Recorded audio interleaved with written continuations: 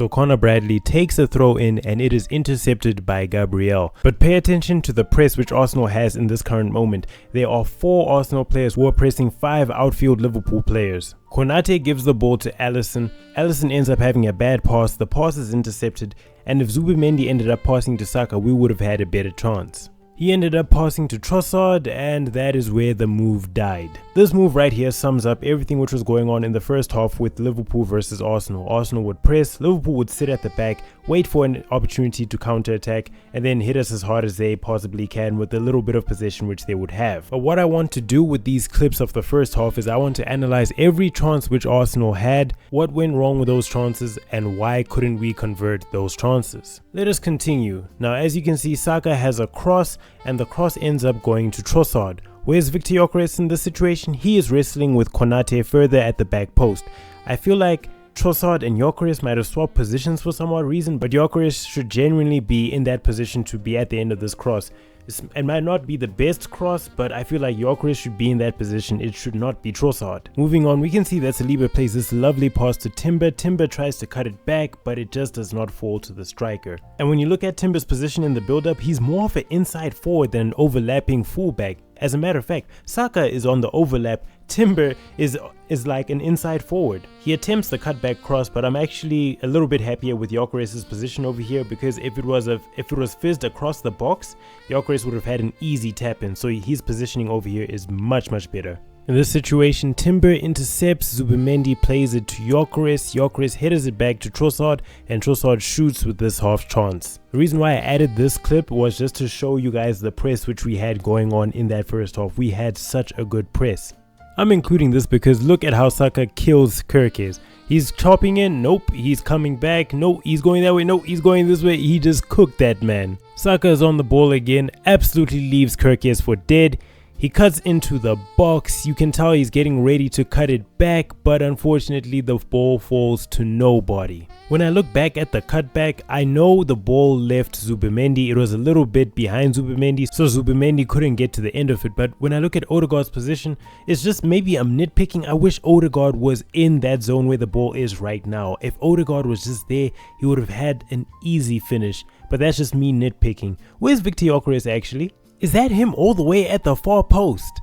Honestly, was he expecting the ball to go across 5 players to get to him at the far post? I don't know what he's doing at the far post. I feel like he should be closer. Actually, instead of Odegaard being in that position, I feel like Gyökeres, he should have either been in Zubimendi's position to be able to cut it back at the near post, or be in that central position, because there's no way that ball was going to reach him all the way there at the far post.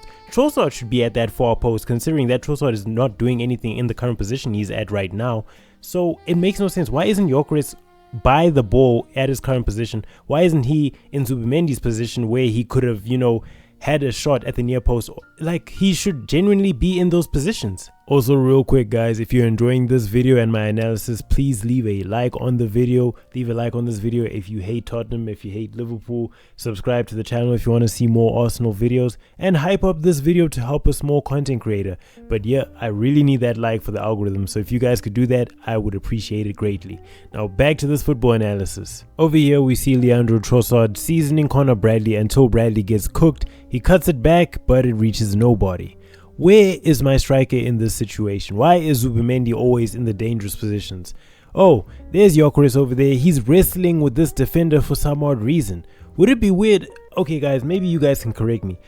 I find it strange that Gyökeres is basically blocking the defenders and allowing there to be space for other players to attack those dangerous positions. Like, obviously this means that Zubimendi went undetected. That's why he was able to get there for the cutback. Even though he didn't get a shot or anything, he was in the dangerous position for a second time, while Victor Gyökeres is preoccupied with the defender, basically just pulling the defender away from other players to allow the other players to have a chance. Is that his role? Is that what he's meant to do? Is he meant to occupy the box just so that he can, keep the defenders occupied, pull the defenders away from other players to allow Zubimendi to get the shots? But if this is the tactic, if this is the system the whole time, then Gyökeres is never going to score any goals, because his whole job is to be a smoke screen for the defenders. It's almost as if his job is to keep the defenders distracted so that other players can get into attacking positions to enable those players to score. then if he's constantly doing that, when does he have a chance to score for himself? Over here during the first half, this was when the high press did not work, and Liverpool actually played out of the press. You can see they're stringing the passes along. Not sure who's on the ball, but eventually it gets to Jeremy Frimpong, where he tries to. Saliba is under pressure, he passes it to Raya, it falls to Connor Bradley. Connor Bradley hits the crossbar, and they had a chance. They had a really big chance, which they could have taken advantage of in the first half. I wanted to show this clip because this was the strategy in the first half, where it was sit at the back and counter-attack. But in the second half, I felt like they had a little bit more control, but they were still counter-attacking our team and having a few, I wouldn't say dangerous chances. They had a lot of shots off target, but they were getting a lot of shots and they were putting us under a lot of pressure. So I just wanted to emphasize that Liverpool did carry a threat. They weren't completely toothless, but they did carry a threat. But in this video, I'm focusing more so on Arsenal's attacks and where we went wrong, and hopefully seeing how we can improve.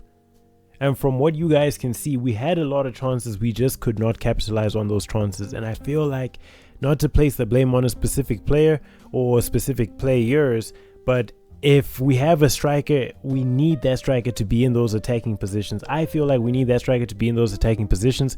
I don't want my striker to be occupying defenders and creating chances for other players. I want chances to be created for him. In this instance over here, we see Saka is working Kirkes again. Saka, he had me fooled there for a second. I thought it was gonna pass. Okay, so Saka gives it to Zubimendi.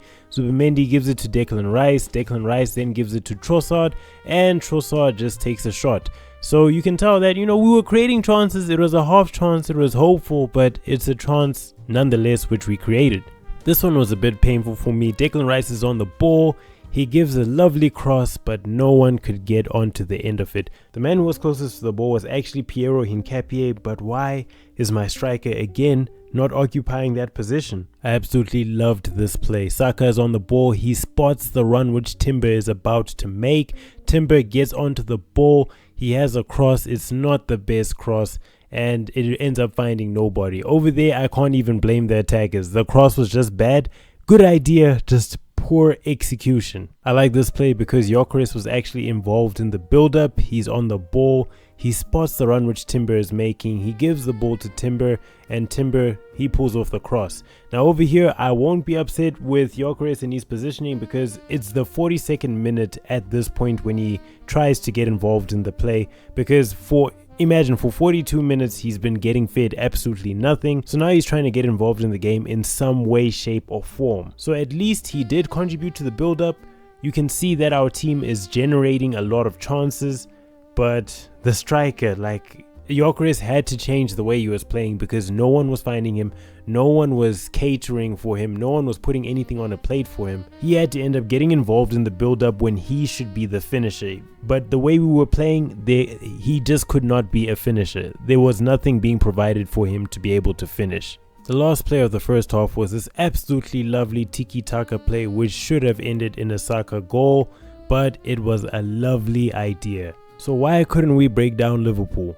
Clearly, from the clips which I showed you guys from the first half, we were creating so many chances. We were creating so many chances. Not having that many shots, but creating so many chances. Liverpool played a low block in that first half, and we just could not break them down well enough to get the goals. Well, you could argue that, yeah, we did kind of break them down. We just couldn't finish. One could say we couldn't finish. But the chances and the quality of the chances, it's like something really should have happened in that first half, but it just didn't. And I think it's because Liverpool, they played disciplined, they played with a low block. And in the second half, they came out swinging punches. That's why when you look at the field tilt graph, it looks like this. You can tell that the first half belonged to Arsenal and the second half belonged to Liverpool. Now, the second half, as an Arsenal fan, it's more so me analyzing the defense. So obviously our defense is solid. I have no complaints about our defense. I think we were very disciplined in the way in which we defended. I just wanted to look at our attack and try to understand why we couldn't break down this Liverpool team. And I feel like we were creating the chances. You saw the cutbacks, you saw the crosses. It's just that where was Victor Gyökeres? We could not find Victor Gyökeres anywhere in that box. I can't tell if it's because he is busy occupying the defenders, or if the team is playing in such a way that they're trying to not cross to Gyökeres. It sounds a bit absurd, but he's just never in the right position to be able to get across or to get any sort of opportunity where he can have a shot at goal. So it's almost as if we're playing with no striker. It feels like we're playing with 10 men and Gyökeres is just there. I'm not trying to undermine his contribution. Yeah, he's occupying the defenders. He's pulling defenders away from other players to allow for an opportunity for them to have shots, but you're the striker. You're meant to be the finisher. You're not meant to be in the production line. You're meant to be the finished product. That's why they call you the finisher. So my question is, why is the team not creating chances for the finisher? We were unable to find Gyökeres at all. Gyökeres was non-existent this whole game. But you can see that the team is trying to create chances. We're trying to create chances for anyone who can take them.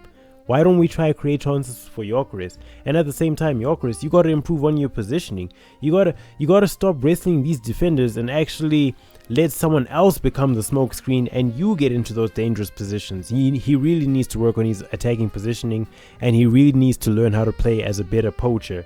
Because honestly speaking, with him standing and hugging Konate the whole game, that's not going to get you goals. You need to start being in those positions which ironically Zubimendi was in. I don't know if Zubimendi is in his Mikel Merino arc, because how are these CDMs getting into these dangerous positions? Is this the reason why Mikel Merino was able to become a good striker, because he knows how to get into those dangerous positions?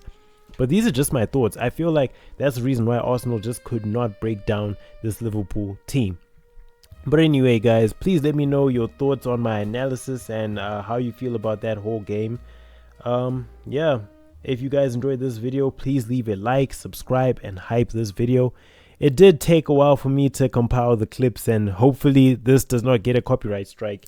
But yeah, if you enjoyed this video, please leave a like. It took a bit of effort, and yeah, let me know your thoughts on the game.